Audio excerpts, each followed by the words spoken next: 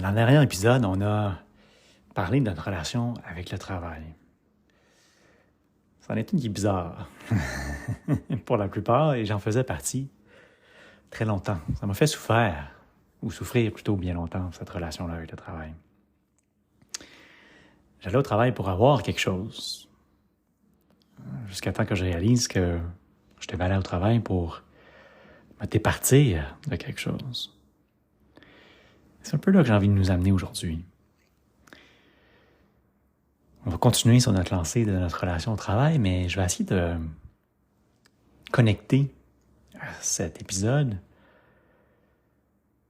un peu l'effet miroir que la relation qu'on a avec notre travail peut s'immiscer dans notre vie. Moi, je vois un lien indéniable entre, justement, la façon dont on va approcher notre travail et la façon dont on va approcher notre vie. Donc, je reviens en arrière un petit peu pour mettre du contexte. Moi, ma relation avec le travail, elle a commencé, j'étais tout jeune. J'ai été élevé dans une famille d'affaires, une famille ou une business plutôt qui a connu beaucoup de succès. Et j'ai observé, pendant toute ma jeunesse, les gens de ma famille, principalement mon grand-père, avoir une relation avec le travail qui, pour moi, était associée à le succès, l'argent, beaucoup, beaucoup d'argent. Et ce qu'on peut faire avec cet argent-là. Donc, quand j'ai eu la chance de travailler, j'étais jeune, 13, 14 ans, je me suis mis à bosser et puis moi, je voulais faire de l'argent. C'est ce que j'avais appris, après tout, de ma relation avec le travail et ce que ça pouvait m'amener. Donc, je me suis mis à travailler jeune pour faire de l'argent et plus j'en faisais, plus j'en voulais. Et ça m'a même amené à arrêter les études parce que moi, j'ai décidé de travailler à temps plein pour faire de l'argent, principalement. C'était ça. Si je suis honnête aujourd'hui, puis je regarde en arrière, c'était la motivation principale. Puis après, il y en a d'autres qui se sont imbriqués. La motivation d'atteindre des postes plus importants, d'obtenir des promotions. C'était une relation avec le travail qui m'amenait à justifier un peu mon existence ou ma raison d'être. Ou des fois, je la cherchais même, ma raison d'être. Ça a été une phase pas mal plus tard dans ma carrière, mais il manquait de sens, puis j'étais à la quête de sens. Puis si c'était pas ça, c'était ce que ça pouvait m'amener, de bosser fort, puis de travailler, faire de l'argent. Je pouvais avoir la belle voiture, je pouvais amener mes amis au restaurant, je pouvais les gâter, je pouvais m'acheter des trucs, je pouvais voyager, je pouvais faire des choses. Donc tout ça, toute cette relation-là, c'était pour obtenir quelque chose. Le travail, ça me permettait d'obtenir quelque chose qui, à la fin de la journée, pouvait m'amener du bonheur. Si on voit l'essence des choses, c'est ça. La relation que j'avais avec le travail, elle me faisait faire un paquet de choses pour qu'à la fin de la journée, je sois heureux. J'ai du bonheur. L'exemple que je donne tout le temps, c'est la vacance de rêve qu'on veut faire, que ce soit en Europe, dans une villa, surplombant le lac Tao, lac Como, ou sur les belles plages de Hawaï, je sais pas, peu importe à quoi ça ressemble pour vous. Ouais, c'est vrai que c'est beau Hawaï. Les plages sont magnifiques. La température est parfaite. C'est parfait, c'est le fun, c'est beau. Puis on est heureux. C'est vrai, on est heureux quand on y est. Puis encore là, ça peut être une autre conversation. Il y a bien des gens qui pourraient trouver les moyens d'être malheureux dans un contexte comme celui-là. Mais si on reste sur le sujet principal d'aujourd'hui. Dans mon exemple, on s'en va à Hawaï, sur les belles plages, on est heureux qu'on est là. Mais on oublie qu'on revient. On revient dans notre quotidien. On revient dans notre brouhaha. beau et moins beau parfois comme il est. Et le sentiment de bonheur qu'on avait sur la plage à Hawaï, il est peut-être pas là quand on revient ici au boulot avec la famille ou avec tout ce qui se passe dans nos vies. Et pourtant, est-ce que c'est pas ça qu'on veut tous, hein? Être heureux? Point. En tout cas, pour moi, c'est ça. Ça a été ça, ça a toujours été ça et c'est encore ça. Je veux être heureux. Et maintenant, je dirais que je veux être heureux tout le temps, peu importe quoi.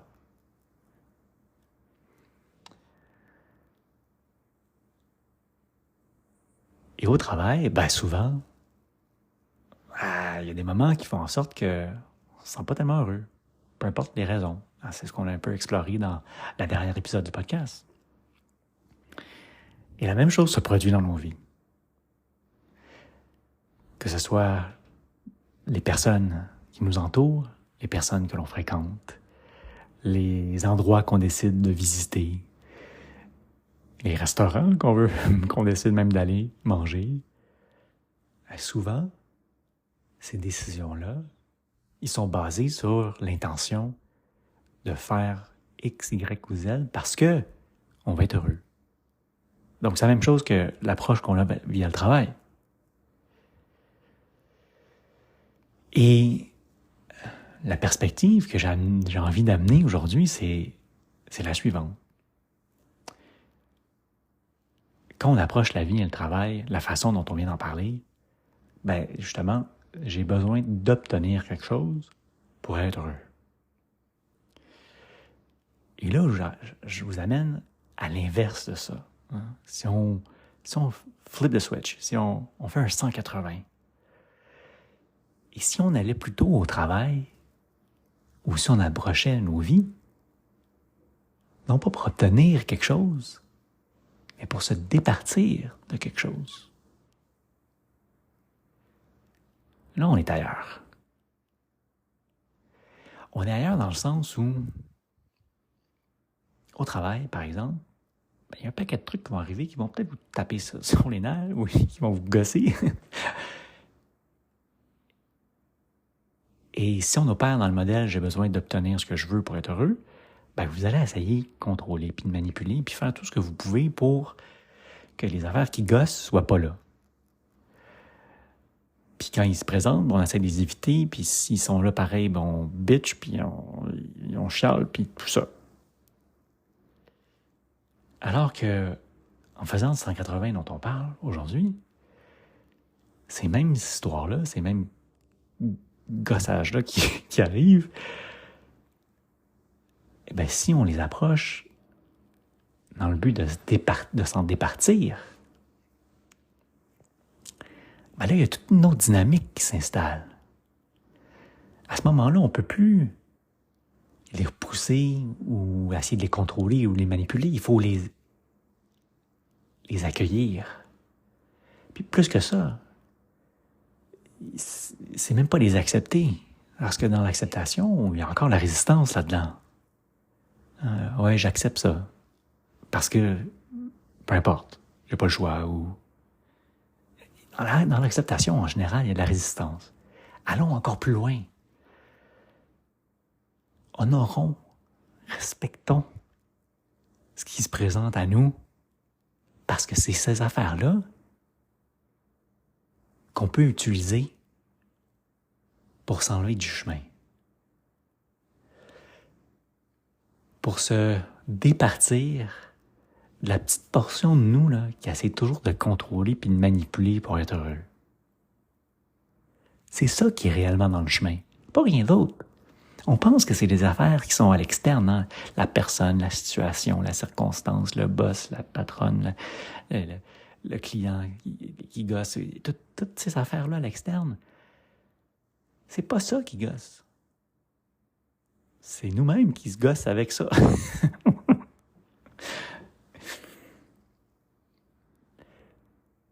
Donc, c'est un peu de les utiliser comme si c'était de l'huile qu'on mettait sur le feu.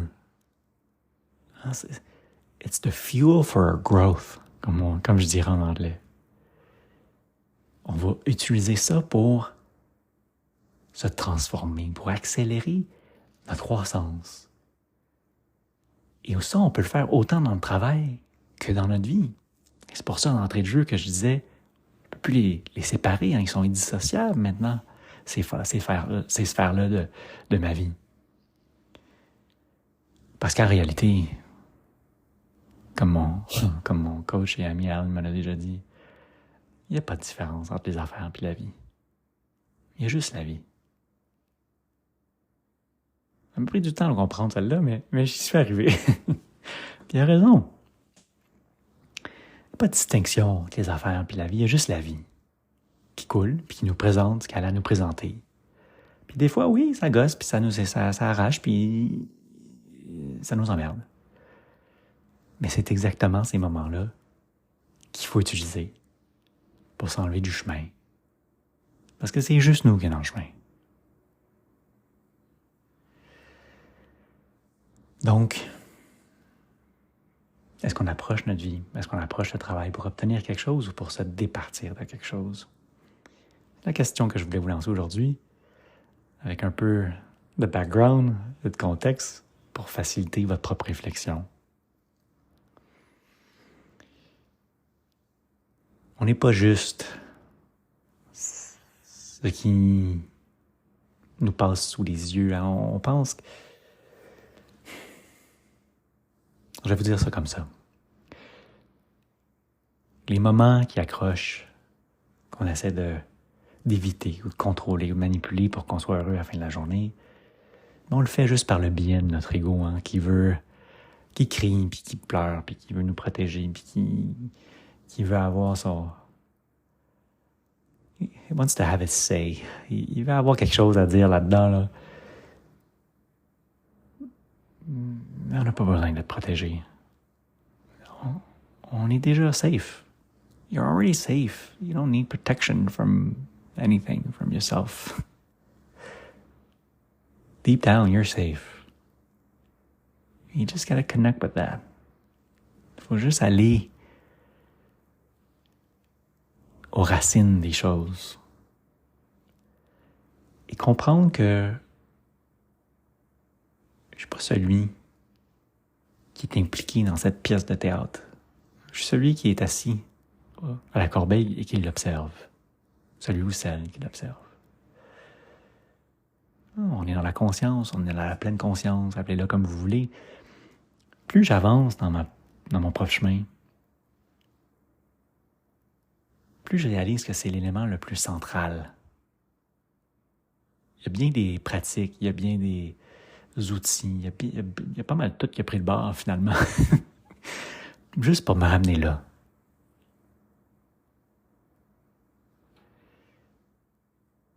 Et c'est un peu le chemin qu'on doit tous faire pour se libérer de soi-même. On est notre pire ennemi, comme je dis tout le temps. Tout le temps. C'est pas les trucs à l'extérieur qui sont le pire ennemi, c'est pas les gens qui le sont, c'est nous-mêmes.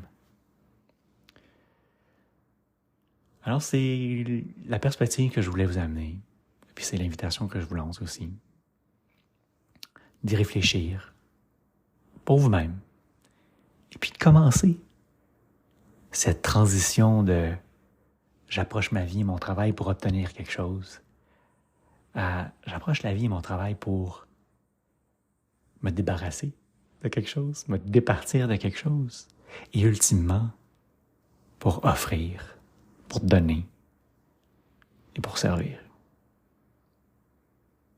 À bientôt.